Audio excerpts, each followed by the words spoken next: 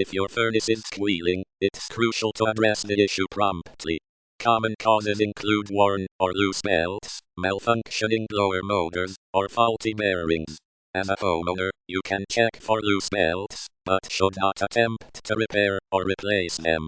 A qualified HVAC technician will inspect the furnace, test the blower motor, and check for worn or loose belts. They will then replace worn or loose belts, repair or replace the blower motor, and ensure proper system function. Remember to prioritize your safety and the system's integrity by hiring a professional.